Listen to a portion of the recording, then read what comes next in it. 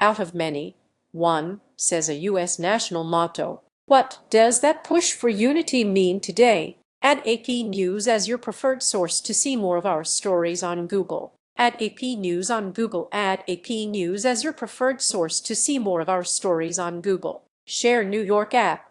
The aspirations cut a wide swath through American history since 1776, from the all men are created equal of the Declaration of Independence and the we the people of the Constitution, to the indivisible, with liberty and justice for all of the Pledge of Allegiance. One can find it in the country's name, the United States of America, and in the sentiment of the motto written in Latin on its coins and $1 bills. E pluribus unum, or out of many, one.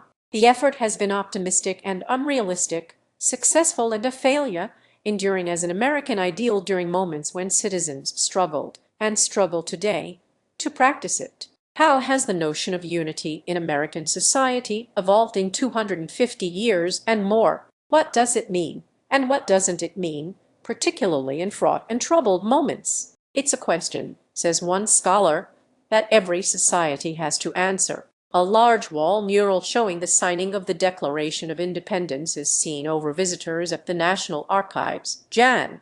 29, 2026, in Washington. AP photo / John McDonnell. File. A large wall mural showing the signing of the Declaration of Independence is seen over visitors at the National Archives, Jan. 29, 2026, in Washington. AP photo / John McDonnell. File. Add AP News on Google. Add AP News as your preferred source to see more of our stories on Google. Share Facebook. Copy link. Copied email. X LinkedIn, Blue Sky, Flipboard, Pinterest, Reddit. Read more. The beginnings of these United States. From the milestone moment of the nation's beginning, the founders emphasized that unity would be a vital component of the new country, where government would be based not on a king and monarchy as in Europe, but instead, as the Declaration says, on the consent of the governed. It is of infinite moment that you should properly estimate the immense value of your national union to your collective and individual happiness, that you should cherish a cordial, habitual, and immovable attachment to it, indignantly frowning upon the first dawning of every attempt to alienate any portion of our country from the rest, George Washington said, as he stepped down from 2 terms as the first American president. Read more. At the start of the experiment, the fabric of a nation first stitched together from 13 original colonies, defining what unity meant, was far from settled. 13 United States flags representing the 13 original colonies are seen at Liberty State Park with One World Trade Center, bottom left, and the Statue of Liberty, bottom right, in the background. Sept. 11, 2014, in Jersey City, NJ. AP photo / Julio Cortez. File. 13 United States flags representing the 13 original colonies are seen at Liberty State Park with One World Trade Center, bottom left, and the Statue of Liberty, bottom right, in the background. Sept. 11, 2014, in Jersey City, NJ. AP photo / Julio Cortez. File. Add AP News on Google. Add AP News as your preferred source to see more of our stories on Google. Share Facebook. Copy link. Copied email. X LinkedIn, Blue Sky, Flipboard, Pinterest, Reddit. Read more. Even as the founders spoke of high-minded ideals, they put limits on who they allowed to take part, who had rights and freedom, and who didn't. All these years later, determining the meaning of unity can still be a challenge. Do we interpret that Latin motto to mean a blending of different perspectives to create a country that is greater than the sum of its parts? Or does it mean there can only be one, that unity requires sameness? Either way, here's the thing about aspirations, as anyone who's ever quit on a New Year's resolution can tell you, they don't turn into reality without effort and commitment, or come out of just a sole moment, no matter how singular. Our individual lives are built not just from the milestones, but from the everydays in between. How could the life of a nation be any different? Roman 2. Aspiration vs. reality. Even as unity has stood among the ideals, the on-the-ground experience of life in America for the last 2.5 centuries has reflected the reality that in this created nation, there's never been just one America, where everyone lived in the same way or had the same access to power and prosperity. It wasn't there at the country's inception, and in the moment the U.S. is living now, It certainly isn't either. I think the United States has had a more volatile history in terms of how it deals with questions of inclusion and exclusion, how it draws the line and polices the line of who's in and who's out, says Daniel Merwar, a professor of history at Northwestern University. It's a question that every society has to answer: who's on the inside, who's on the outside, he says. I would say that what's interesting about the United States in this regard is how changeable and non-obvious some of the answers to those questions are. Sometimes the differences have been straightforward, like geography, rural vs urban, plains vs mountains, and climate, heat vs snow, wildfires vs flooding. Sometimes they were and remain cultural, people from different countries of origin, newcomers vs generations deep, speaking different languages, following different denominations of Christianity or other religions entirely. And of course, the differences have been economic.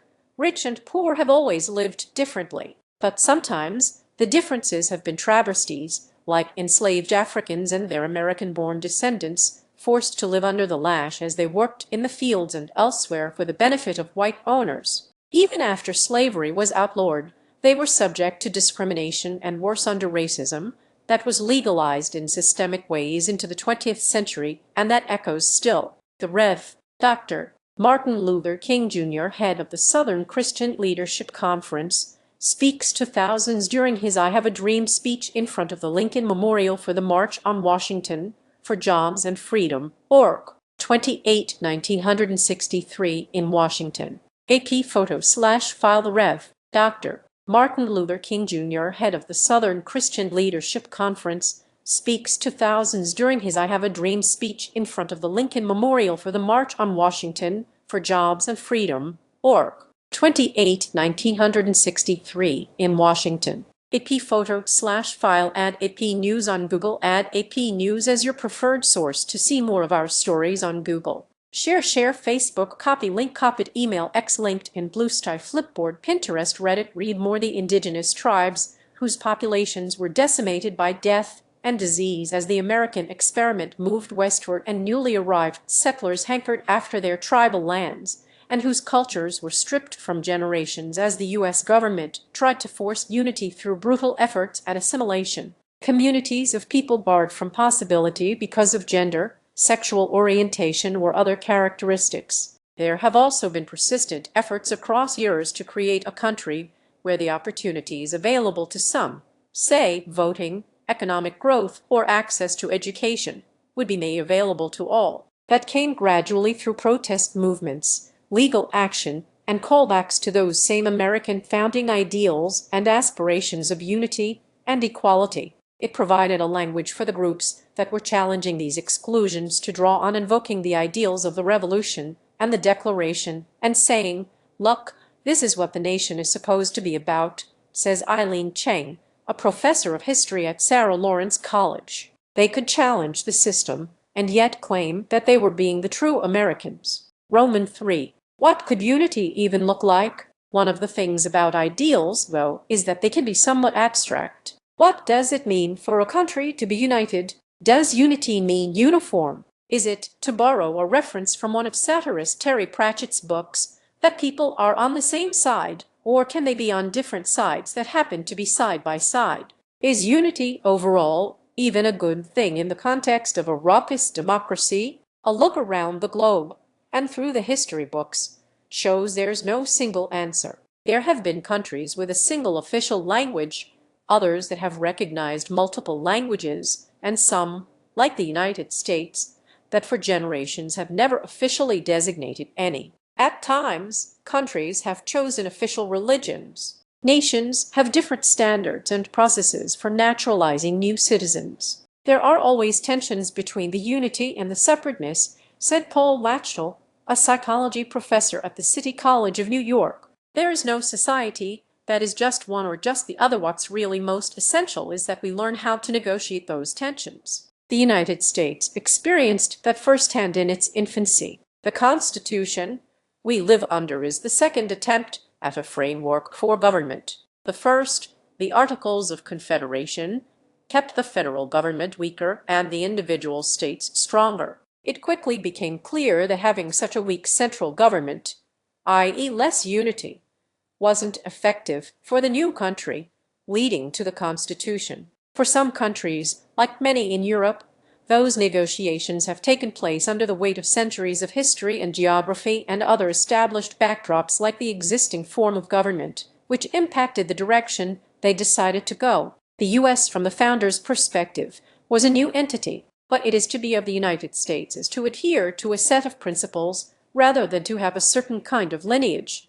Emerwer says, sometimes that makes the United States remarkably open, and then sometimes that gets the leaders of the United States in all kinds of weird contradictions as they try to explain why they are doing some forms of inclusion and not others. The United States has a decidedly mixed history when it comes to dealing with those tensions. Things have fluctuated. Take migration, for example. There have been eras when the influx of people coming to these shores was seemingly a never-ending stream, but also times when much of the world was barred. In politics, the idea that there would be different factions represented by different parties was loathed by some, even as it became embedded in the political culture. Groups that were once looked down on are later brought into the fold, and vice versa. New citizen Yvette Lagos, originally from Brazil, wears a stars and stripes scarf while reciting the oath of allegiance during a naturalization ceremony where nearly 200 people from more than 50 different countries became United States citizens at the John F.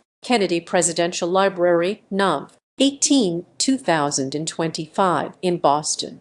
AP photo / Charles Kruper, file new citizen Yvette Lagos, originally from Brazil, wears a stars and stripes scarf while reciting the oath of allegiance during a naturalization ceremony where nearly 200 people from more than 50 different countries became United States citizens at the John F. Kennedy Presidential Library, Nov. 18, 2025, in Boston. AP photo / Charles Kruper, file at AP News on Google. Add AP News as your preferred source to see more of our stories on Google. Share Facebook. Copy link, copied email, X, LinkedIn, Bluesky, Flipboard, Pinterest, Reddit. Read more. What have we learned over the last 250 years is that things change, says Cindy Cam, professor of political science at Vanderbilt University. We are inclined to be social animals, but what those groups are is culturally constructed. So political elites, social elites, cultural elites,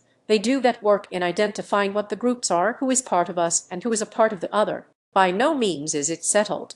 If anything, the demographic, technological, economic, and other changes of the last several decades are making discussions about unity more relevant than ever. In recent years, Americans have lived in a country where polarization is rampant and serious, sometimes dire.